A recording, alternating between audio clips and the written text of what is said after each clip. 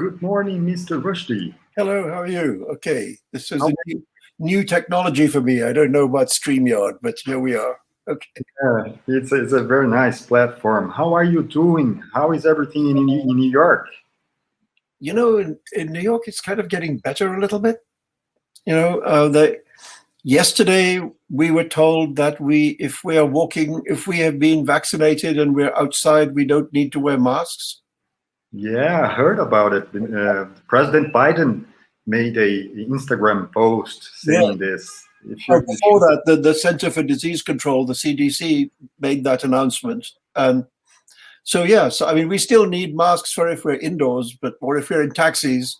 But if we're walking down the street, apparently we don't. So that's great news. Yeah, and the numbers are down, and the vaccination levels are rising very quickly. So, yeah, it's a little optimistic, Let's hope so. I don't know. Perfect. It's a great pleasure to have you, Mr. Rushdie. I still remember vividly the last time I saw you in São Paulo during a speech on free speech in 2014. I remember, yes. I mean, I've always loved visiting Brazil, whether on that lecture tour or at Paraty Festival or just because a book of mine's coming out, but it's very sad not to be able to be there. So I hope soon. Perfect. So there is a new book coming out in Brazil, Quixote, and this is why we are here today. So thank you very much. Let's just try to explore a little bit.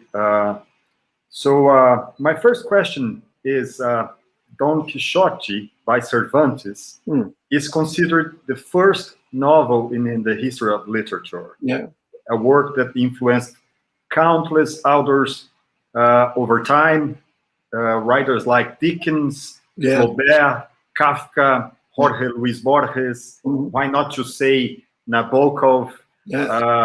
My question is, how Quixote influenced you as an author, and why did you decide to use this novel as an inspiration to write such a very modern novel located in America?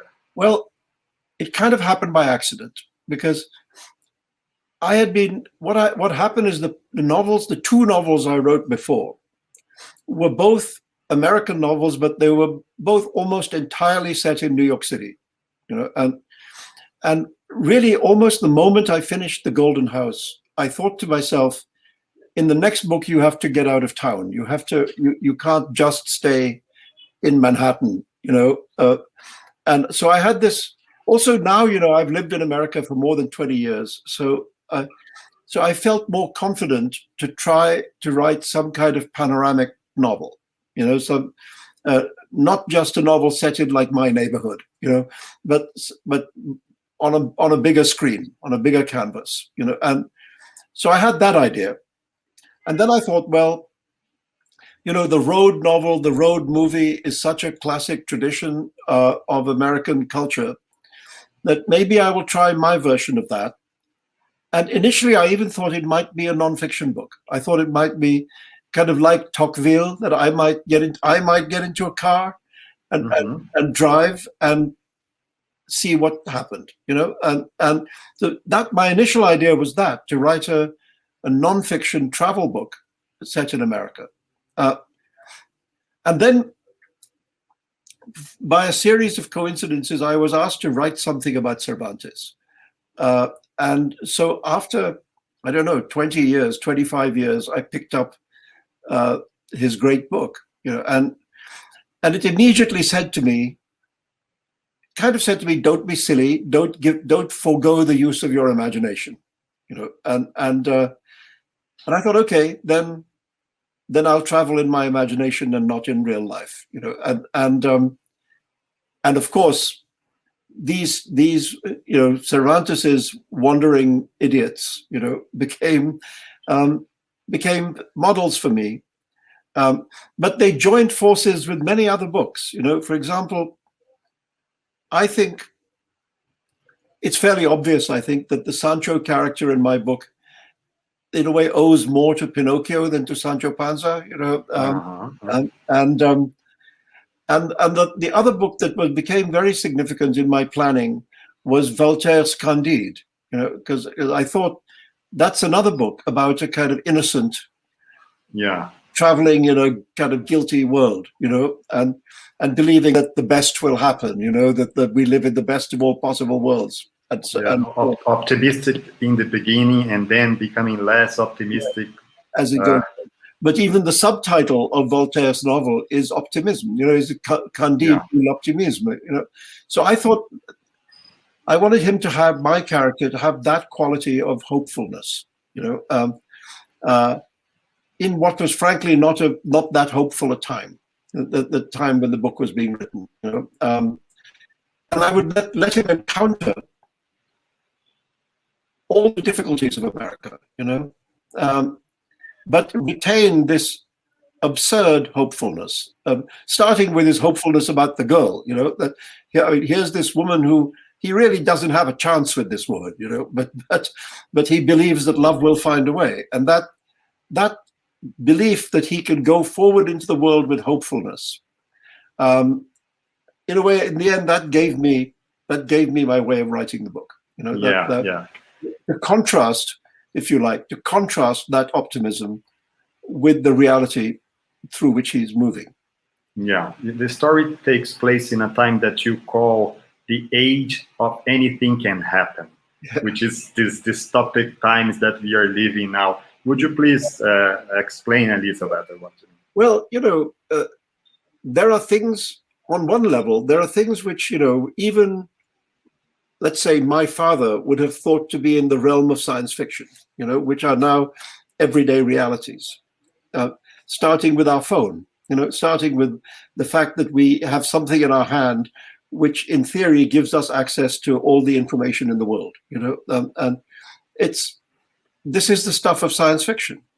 I remember when I began to write this book, by a strange coincidence, I was invited to a lunch at which one of the other guests was Elon Musk, and somebody said to him, tell me really about Mars, is that really a possibility? And he said, yes. And he doesn't say very much, he's a man of few words. And the other dinner guest said, but, be truthful. I mean, it feels like it's a very long time away before that becomes a reality. How long do you think it'll be? And he said, 7 years. And we said, 7 years? But 7 years feels like the day after tomorrow. And he said, yeah, 7 years. And so I thought, this is the world we live in, where things that were impossible the day before yesterday are now going to happen the day after tomorrow. And then, of course, we have, we live in the moment of the anything can happen. This pandemic came out of nowhere, and within a matter of 1 or 2 weeks, changed the whole world. And that kind of, in a way, it's a dreadful way of proving my point, but it just shows how we live in this moment where things can transform radically overnight.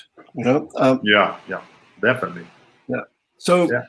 There we are. It is that age. We are living through the tragedy of that idea, but there's also, we live in an age in which Donald Trump can be defeated. Yeah, and what happened in Capitolio in January, for example, who would tell that this horrible scenes like we saw? Unimaginable.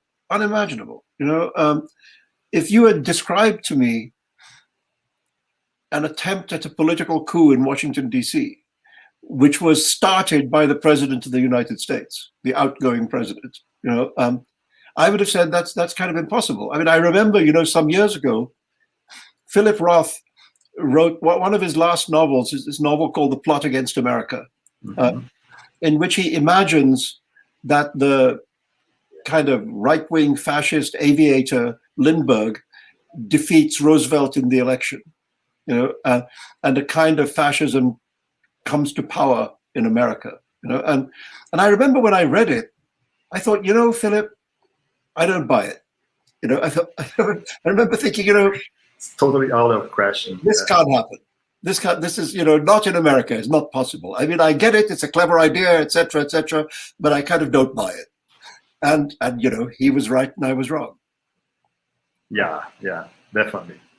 So just talking about Quixote, in Cervantes' Don Quixote, the quest is the most important topic. Yeah. So Harold Bloom wrote on Quixote, we cannot know the object of Don Quixote unless we are Quixotic. So what would you say that is the quest of your Quixote? Well, what I did is I borrowed a quest story which comes from Persian literature. In Persian literature, there's this famous narrative poem called The Conference of the Birds, in which a group of birds, 30 birds, travel to look for the god of the birds, right, who lives on a distant mountain. And on the way, they have to pass through a series of valleys, and these are allegorical valleys, in which they have to pass kind of moral tests, and so I took that idea of the 7 valleys and gave them to Quixote, and who then says to Sancho that, yes, we are making a literal journey, we are making a physical journey, but we're also making a metaphorical journey. And I think what he feels in the novel is that in order to win the hand of the beloved, he has to be worthy of her. He has to make himself worthy of her. And so he has to pass through these valleys in which are kind of in a way of self-improvement. He has to rise, until he is at something like her level. So I thought, here's a way of combining something from Eastern culture and something from Western culture. I could take the idea of Don Quixote's quest, but I can make it like this metaphysical quest, which comes from another world. So the two quests come together. Perfect. And there are 2 narratives in the book. The story within the story. There is the story of Quixote, of course, and the story of the author who is trying to rewrite the story of Quixote. And his name is Brother. And he's a writer of Indian background. He lives very close to the amazing Strand bookstore in New York, and has the pen name Saint Duchamp. The story seems to be the story. So may I assume that the novel is about the art of the novel itself? It became an important, because initially I didn't have that idea at all. I mean, initially I thought the novel would just be about my Quixote and his Sancho and their journey across America, in search of this impossible love, and I thought that's enough. That's the book, and then at a certain point, this other character kind of just arrived, and I remember thinking, where did you come from? And it's even the point that historically in the past, I have kind of disapproved of metafiction. I've said to people, don't write books about people writing books, about people writing books. Don't do that. Just write the book. And then I found myself doing exactly what I told people never to do. So, and then I thought, why am I doing this? And what is here? And eventually, what I thought a number of things. First of all, I thought it allows me to say something about the nature of the act of creation, that because the imaginary author's life and the life of his character have a lot of internal resonances. They both have a trouble with a sister. They both have a problematic relationship with a child. But the stories don't turn out the same way. They go differently, and so what I wanted to suggest is that, yes, literature, fiction can have origins in the author's experience. Of course it can, but by the time it's alive on the page, it has become something else, and that journey from experience to the page is the act of creation, and so I thought it gave me a way of writing something about that, and to also tell a story which has variations, so the same story with two variations all the way through. And I decided I kind of liked that. But in a way, it wasn't even my choice. What happens in books is sometimes characters just get hold of you and you can't get rid of them. Yeah. And that's more or less what happened. These characters in the second storyline, particularly in the character of his sister, who became for me a very important character. Yes. I thought, I can't lose these people. They mean too much to me. They're beginning to mean too much to me. So the book acquired these two storylines, which was not intentional. It was not the original intention. I mean, it became the intention, but it wasn't the original plan. Yeah, and it's amazing. Well, as you said, you have been living in New York for more than 20 years. And of course, you live among the liberal and the intellectual elite of the country. Yeah. And New York is far away from representing the United States. It's a different world. And so is it correct to say that your Quixote is somehow a satire of American society, or at least a critic to the great mass of people who consume trash on television and social media? Well, I mean, I think to some degree it's a satirical novel, yes. But I disagree with you that New York is not representative of America. I mean, let's just remember that 82 million people voted in this way,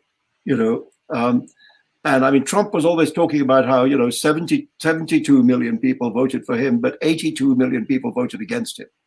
So this was, by any stat, in any democratic election, a 10 million vote margin is a very big margin. So I did this idea that somehow the liberal world is a kind of bubble, and reality lives outside that, I think in a way is the opposite of the truth. I think, in fact, when Americans are asked their opinions on a wide range of subjects, there are liberal majorities, on things like gun control and so on. Abortion is about 50-50. Mm-hmm. But on most other subjects, there are liberal majorities, and that's what's happening in America is that people are not as right-wing as it seemed during the Trump era. What there clearly is a hard core of very right-wing people who are kind of dangerous, as we saw on January 6th. But I'm not convinced that they represent the true America. And actually, until the election, if you had asked me, I would say I don't know. I would say I don't know if Trump is an aberration or if it's like the new normal. Mm-hmm. And now I think there's some optimistic grounds for believing that it may have been an aberration. I still think the far right is unbelievably dangerous, dangerous in America, and ruthless and willing to go very far, in the pursuit of its aims. So we'll see. But one of the reasons I didn't mention the name of Trump in the book was I wanted to say that the issues, the things that are happening in America are not. He's not the cause; he's the effect. Mm-hmm. The divisions in the society that there are were there before him. The disbelief in the truth that is one of the curses of America right now began before him. It began with the internet. Where people began to distrust mainstream media and to listen to paranoid fantasies and so on. I mean, he was very good at using all that. Yeah, that's it. There is this famous quote attributed to Umberto Eco: "Social media gives legions of idiots the right to speak as a Nobel Prize winner. It's the invasion of idiots." So, and social media are directly associated with the spread of fake news. And I know that you teach journalism at the NYU. Yes. Would you please elaborate? What's your opinion on fake news, and why so many people do not believe today in science, in mainstream media, or in the institutions? Well, it's terrifying, particularly right now. I mean, yesterday there's a news story of a private school in Florida that has said to its teachers it says to his teachers that if they get vaccinated, they will not be allowed to return to teach. Because vaccinations are evil, bad for you. So if they get vaccinated, they will be fired. You know, that's actually a serious school board of governors has decided that. You know, and I think that disbelief in science is almost the most scary thing, because actually we live in the moment of a genuine scientific miracle. You know, I mean, the fact that these vaccines were created in less than 12 months is an absolute miracle. Yeah. And it depends on two different miracles. One is the development of messenger RNA, you know, which happened before the pandemic, you know, but which both the Pfizer and Moderna vaccines now use. And the other is the development of these vaccines in 12 months. And very interesting that the Pfizer vaccine was developed by husband and wife Turkish immigrants. You know, at exactly the moment at which we're supposed to all hate and fear immigrants, it's actually immigrants that produce the vaccine that's saving the world. You know, so given this amazing triumph of medicine, it's really tragic that there are people who distrust it, you know, who think there's something, you know, that Bill Gates has put a microchip in the vaccine and will be able to control your brain. So I do vaccines. Now I listen to Bill Gates all the time, you know, in my head. So it is a tragedy. I'm just hopeful that gradually, as people see the benefit, that their mind will change a little bit. You know, that there's already some evidence that people who had said they were skeptical of the vaccine at the beginning are less skeptical now. You know, and things like this, that we're allowed to take our masks off in public, you know, will help, because it's an incentive. You know, you can have something more like a real life. You know, so, but I mean, I was supposed to be a scientist. The plan for me was that I was going to be a scientist.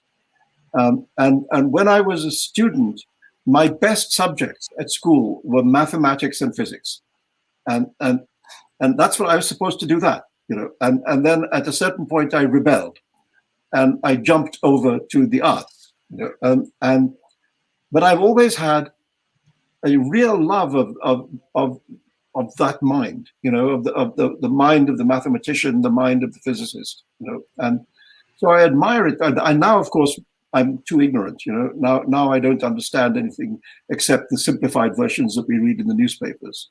But we live in an age of scientific wonder, you know. I mean, just incredible genius, much more so than any novelist, you know. These are the geniuses of our time, and it would be great if they were recognized as such. Yeah. Well, I read your amazing conversation with Martin Amis. Oh yes, about last year. About a certain, about his book. Yeah. But at a certain point, you wonder if Christopher Hitchens were still around, what would he do with the world today? Yeah. And I would just like to ask my final question here, because you signed the Harper's letter. Yes. A letter on justice and open debate. Yeah. It's a calling for an end of cancel culture. And what's your take on cancel culture when it comes to free speech? We have to have the right to offend. Yeah, that's always been my view, and I worry a little bit about the phrase cancel culture, because it's used primarily by the right wing to attack the left, you know, and I think that the problem is on both sides of the spectrum, you know, that people on one side try to cancel the other and vice versa. I think it's very important in any free society that people say things that you don't like, you know, let me put it this way. When I lived in England, I think every democratic society draws the line in different places. So, for example, in the UK, they have a thing called the Race Relations Act, and the Race Relations Act makes it illegal to make openly racist statements. And you can be taken to court, and you can be fined or sent to jail or whatever. And when I lived in England for a long time, I had no problem with that. I thought, okay, sure. Why should racists be allowed to get away with it? In the United States, the First Amendment draws the line in a different place. And it allows a lot of speech which the Race Relations Act would forbid. So then I have to think about that. I have to think, what do I actually think about the First Amendment idea as opposed to the British idea? And I came to think that actually I prefer the First Amendment idea because, in a way, I would rather know where the assholes are. I would rather have it expressed rather than suppressed. Because when you suppress things, they acquire a kind of glamour. Taboo is a kind of glamour, and you can actually increase their power by trying to suppress them. So I came to feel that yes, let them speak. Because then we know who they are, and we know where they are, and then we can argue against them and hopefully defeat them. And that's what I came to feel. I mean, I remember there was a movie made about me in Pakistan, which made me out to be a horrible person, and the heroes were the people trying to kill me. And when that movie came to the West, in England it was banned because it was obviously defamatory. I mean, like 100 ways defamatory. And I was the one who appealed to the British Film Board to allow it to be shown. Yeah. And the moment it was not censored, it disappeared because it was a very bad movie, and nobody wanted to see a really bad movie, So that's always been my view, that you allow the speech that put it like this: it's easy to allow free speech to people that you, broadly speaking, agree with, or that you're indifferent to. That's easy. The defense of free speech begins when somebody says something that you really dislike. And at that point, you discover if you believe in free speech or not. Yeah, perfect. That's perfect. Mr. Rushdie, thank you so very much for the interview, for your time. Congratulations for your book, for your work. It was a great pleasure talking to you. Thank you. And I hope next time I'll be there and not on the other side of a computer. Yeah, thank you. Thank you very much. Bye-bye. Bye-bye.